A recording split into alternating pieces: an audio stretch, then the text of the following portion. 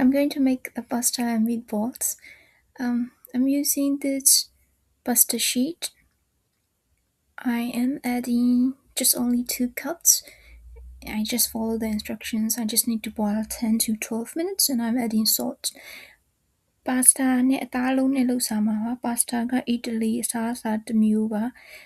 အိမ်မှာတော့ဒီ pasta ဘက်ကလေးတွေရှိနေတယ်သူ့ကိုပဲသုံးလိုက်တယ်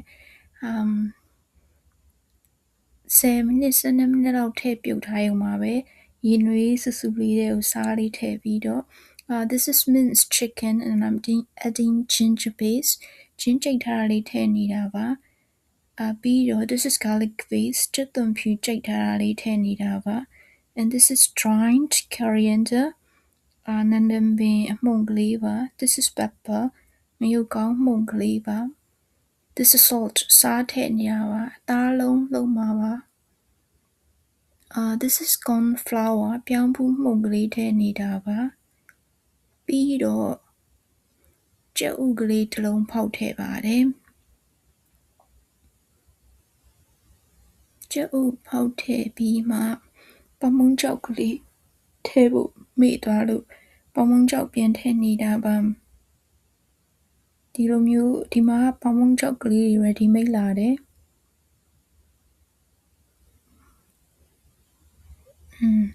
ပမုံကြောက်ကလေးတွေထည့်ပြီးတော့အားလုံးကိုရောမှွေပြီးတော့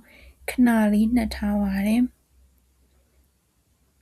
15မိနစ်လောက်နှက်ထားပြီးတော့အသားလေးတွေကိုလုံးပါတယ်ဒီနေ့တော့ခက်ကြီးကြီးလေးတွေလုံးလိုက်တယ်အကြာကြီးလုံးနေရမှာဆိုလို့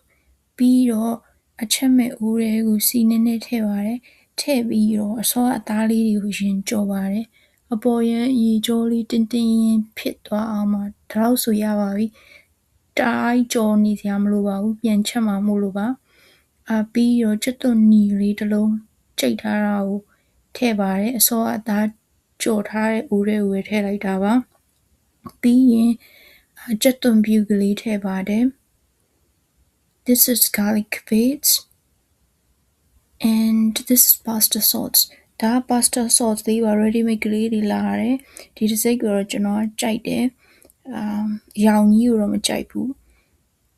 သူ့ကိုတဘူးလုံးတုံးလိုက်တယ်ပြီးတော့ပလင်းကိုရေလေးနဲ့ကျင်းလိုက်သေးတယ်ပြီးတော့စားကလေးထည့်နေတာပါ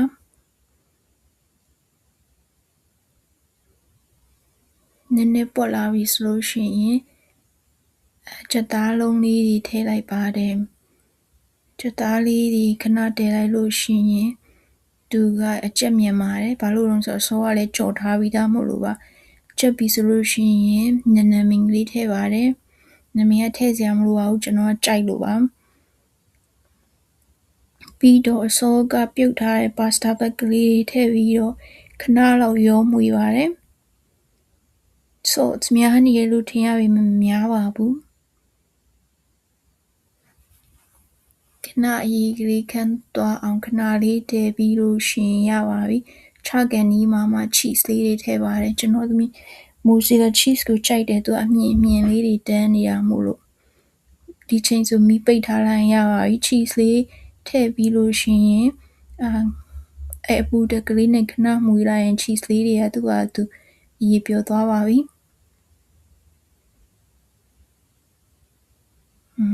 ဒါကပကံထဲကိုစားဖို့ထည့်နေတာပါကိုစားတော့မဟုတ်ပေမဲ့တခါလေးပြောင်းလေးဖြစ်အောင်လုပ်စားတော့လဲစားလို့ကောင်းပါတယ်အမြဲတမ်းတော့မစားနိုင်ဘူးပေါ့Have a great day everyone. I'll see you next time. Bye bye.